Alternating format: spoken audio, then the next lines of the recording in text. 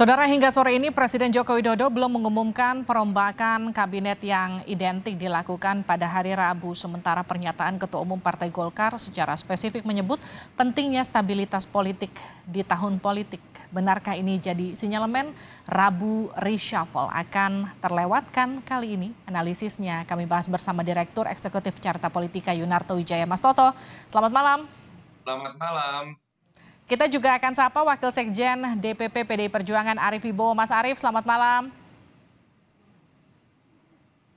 Selamat malam, Mbak.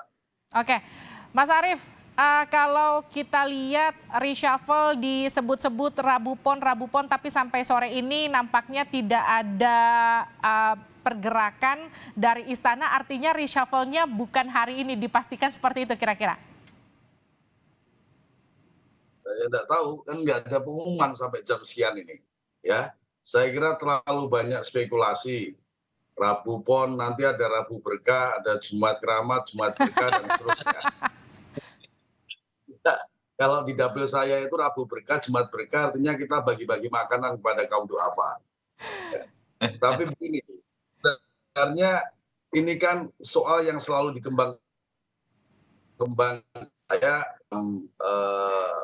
kerangka politik ini ada kecerap pada presiden bahwa isu tentang reshuffle sekalipun itu sekali lagi adalah prerogatif presiden, sesungguhnya adalah dalam rangka melemahkan pemerintahan juga, bahwa presiden tidak dalam satu teamwork, yaitu kabinet yang solid yang mampu bekerja efektif, kemudian justru istana sebagai sumber kegaduhan. Nah, saya kira pandangan ini sungguh tidak tepat dan mengganggu ya jalannya pemerintahan yang efektif. Apalagi kalau itu kemudian ditebar oleh partai-partai yang masih di dalam koalisi yang diharapkan solid, koalisinya pemerintah Presiden Jokowi. Partai-partai yang diharapkan solid. Mas Arief? Ya, tidak perlu dikembang-kembangkan lah. Karena itu otoritas biarkan beliau yang mengambil putusan sendiri. Iya, ini izin saya potong ya Mas Arief ya. Kalau bicara soliditas, efektivitas koalisi dari Presiden Joko Widodo, koalisi pemerintahan sekarang dengan susunan proporsi menteri yang ada di kabinetnya, PDI Perjuangan ngelihatnya ini proporsi menterinya masih efektif nggak Mas Arief? Saya kira masih efektif, tapi kalau subjektif PDI Perjuangan ya boleh PDI Perjuangan ditambahkan. Tapi kan tetap itu yang menimbang adalah presiden.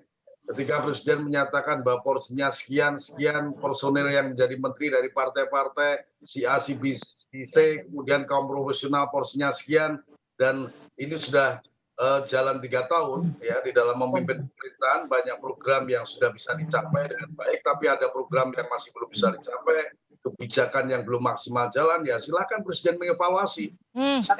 Memastikan tugas kami secara politik adalah memberikan dukungan yang kuat dan memastikan pemerintahan berjalan dengan efektif sampai akhir masa jabatan presiden pada tanggal 2 Oktober 2024. Mas Arief, kalau narasi evaluasi ini kan berkali-kali keluar dari sejumlah elit PDI Perjuangan, salah satunya Pak Hasto, yang kemudian ngasih kode-kode bahkan sampai saling sindir usai Nasdem deklarasi Anies. Kalau sekarang posisinya PDI Perjuangan dengan Nasdem, apakah kemudian masih perlu ada evaluasi seperti yang sempat dikeluarkan oleh elit-elit PDI Perjuangan, Mas Arief?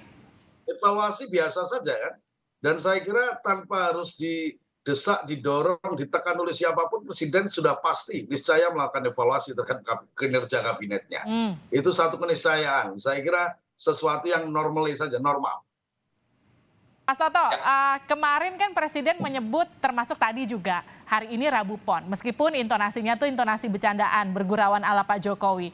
Ini kan artinya tidak mau atau ragu. Menurut Anda ini Rabu Pon ini memang betul-betul tidak akan terjadi reshuffle atau seperti apa Mas Toto?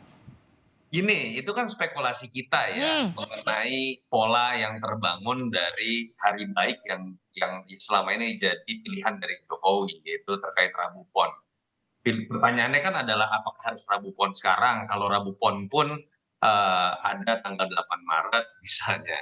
Atau ketika kemudian Pahing juga pernah terjadi Rabu Pahing. Atau Pak Jokowi juga punya hitungan baru, saja Kamis Wage, kan artinya kalau kita masuk ke wilayah itu.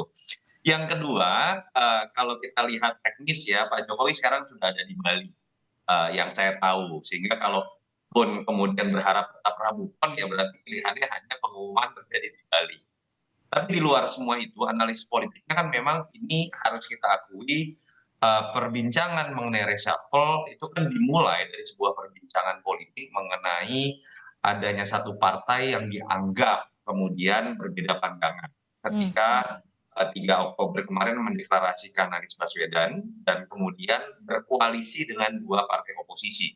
Lalu kemudian muncul pandangan dari teman-teman PDI Perjuangan misalnya terkait dengan sikap Partai Nasdem. Kita juga melihat beberapa bahasa simbolik yang ditafsirkan kemudian menjadi keretakan hubungan antara Surya Paloh dengan Jokowi. Itu tidak bisa kita nafikan. Ya, Peristiwa politik yang paling fundamental menjadi alasan utama kita mulai mendiskusikan terkait dengan adanya reshuffle.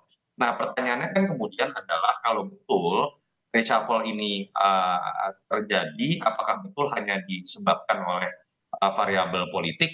Saya sih berharap tidak. Di satu sisi betul prerogatif presiden sepenuhnya untuk kemudian menggunakan alasan apapun mengganti menterinya, termasuk menjadi fundamental memang kalau presiden menganggap ada partai yang komunikasinya kan sekarang lebih intens nih dengan 2 partai oposisi.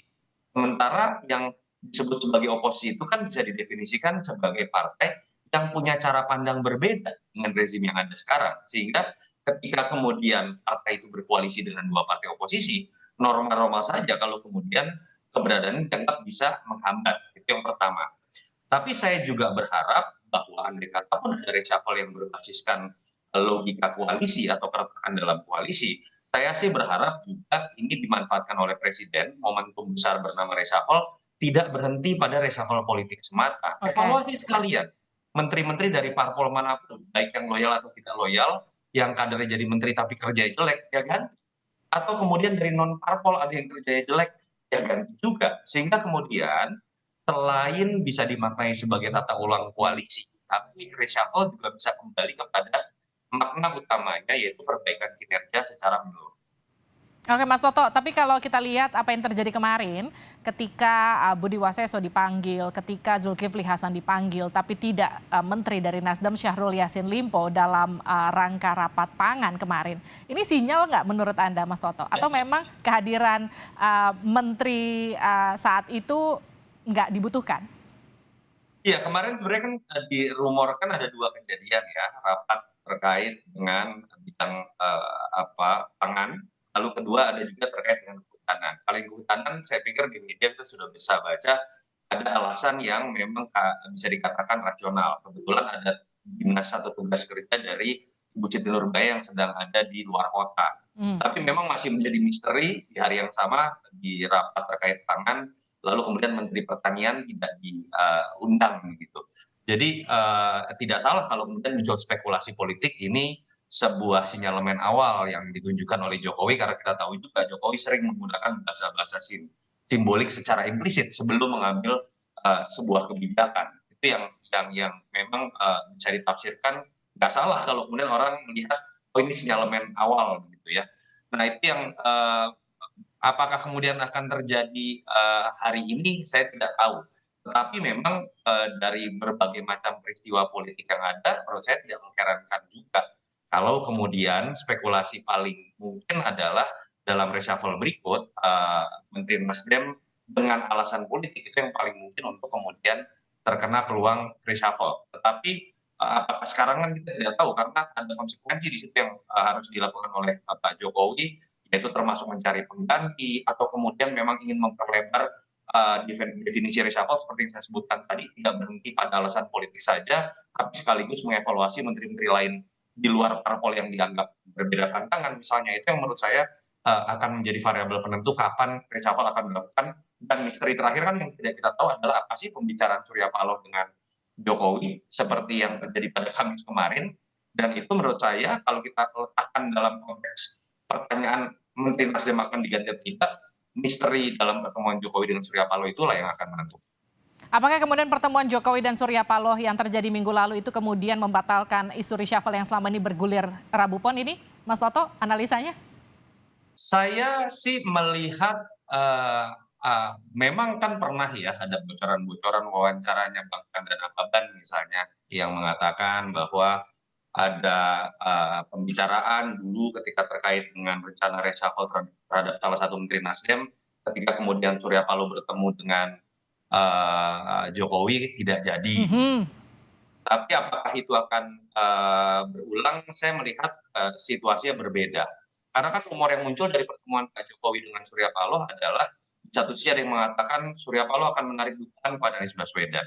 Di satu sisi ada yang melihat dengan kacamata sebaliknya, bahwa Pak Jokowi yang tidak akan melakukan reshuffle atau kemudian mengeluarkan Nasdem dari koalisi. Saya berspekulasi dengan kepentingannya masing-masing, tidak mudah pertemuan sejam akan mengubah sebuah perencanaan politik yang sudah diyakini oleh kedua belah pihak. Jadi menurut saya pertemuan kemarin lebih bersifat kekeluargaan, tetapi tidak akan mengubah banyak substansi politik yang sudah diyakini oleh Jokowi ataupun Surya Paloh. Jadi spekulasi saya, Pak Jokowi tetap akan punya rencana sendiri terkait dengan koalisi, entah dengan reshuffle atau tidak. Bang Surya Paloh juga tetap akan dalam kondisi untuk memberikan dukungan kepada Anies Baswedan. Sebelum kita kembali ke Pak Arief, satu pertanyaan lagi, Mas Toto, melihat pertemuan Surya Paloh dengan Erlangga Hartarto hari ini, apakah silaturahmi biasa meskipun mereka sama-sama mention akan ada kemungkinan untuk terbuka koalisi bersama, ini juga menandakan koalisi pemerintahan yang selama ini dianggap renggang, Nasdem dianggap sudah tidak lagi selaras dengan koalisi pemerintahan yang ada, ini sudah terbantahkan. Saya pikir kita bisa lihat dari dua kacamata ya. Kacamata pertama, kalau ingin kita berspekulasi terkait ini adalah upaya lain dari Surya Paloh dan Nasdem untuk menunjukkan bahwa komitmen mereka untuk tetap menjadi bagian dari koalisi itu memang sudah ditunjukkan dengan bahasa komunikasi politik. Pertama, bertemu dengan Jokowi dan diterima. Yang kedua, mereka masih melakukan komunikasi politik dengan sesama partai pendukung koalisi. Itu spekulasi pertama. Spekulasi kedua ini terkait juga bisa menjadi bagian dari upaya menaikkan bargaining position atau tarik-menarik di antara sesama partai pendukung koalisi perubahan. Kita tahu betul 3 partai ini sudah menyatakan mendukung Anies Baswedan. The devil is in the details, bahwa kita tahu juga ketidaksepakatan itu mungkin muncul bukan di nama capres, tapi nama cawapres. Dan kalau kita lihat kronologi apa yang dilakukan oleh teman-teman Nasdem ini kan bukan pertama kalinya. Mereka kemudian membuat kejutan dengan datang kepada partai pendukung yang kemungkinan akan mendukung capres lain. Sebelum ini kan kita tahu Ahmad Ali dan teman-teman Nasdem lain datang ke Sekber Gerindra PKB. Sekarang diikuti juga datang ke salah satu bagian dari KIB misalnya. Yang secara tidak langsung kan menunjukkan bahwa walaupun sudah bergabung dalam koalisi perubahan, tapi kita tahu janur kuning itu baru akan ada pada saat pendaftaran KPU, apapun masih mungkin terjadi dan komunikasi politik tetap terbangun dengan koalisi lain. Dan di situ saya pikir adalah bagian dari politik tarik ulur dan menaikkan bargaining position dalam negosiasi politik di antara ketiga partai koalisi perubahan. Jadi gimana Pak Arief menanggapi analisa dari Mas Toto, ini masih dalam politik tarik ulur untuk melihat bagaimana sejauh mana negosiasi yang terjadi di internal? Ya, saya kira apa yang dipikirkan oleh Mas Toto, Mas Yunarto Wijaya banyak tepatnya itu ya. Memang situasinya kan sangat dinamis, ya, situasinya sangat dinamis, penuh ketidakpastian di dalam soal keputusan politik menyangkut capres cawapres, karena memang kecenderungannya adalah meraba kemungkinan arah politik dari konstelasi yang setiap saat bisa saja berubah, ya, ke depan menghadapi pemilu presiden tahun 2024, tetapi tetap bersandar pada hasil pemilu legislatif pada tahun 2024 itu sesuatu yang normal saja. Semua partai akan berkomunikasi bagaimana koalisinya akan dibangun, melihat siapa saja jagoannya, capresnya, apakah ada porsi cawapres untuk partai-partai, nanti format kabinetnya jika menang seperti apa, ya, berapa porsinya, kemudian ya banyak hal lain yang akan dibicarakan oleh masing-masing partai. Nah, oleh sebab itu saya kira memang kita harus bersabar melihat situasi yang memang cenderung tidak menentu.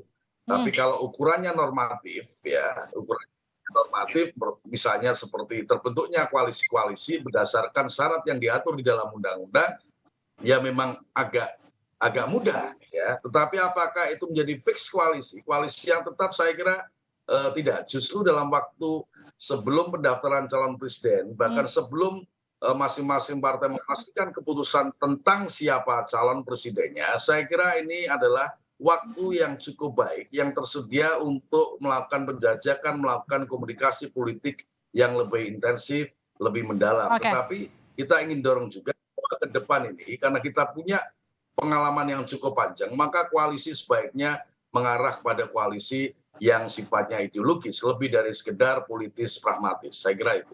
Oke, terima kasih Mas Arief, terima kasih Mas Toto telah bergabung bersama kami di Terima CNBC kasih, Indonesia Malam. sama-sama.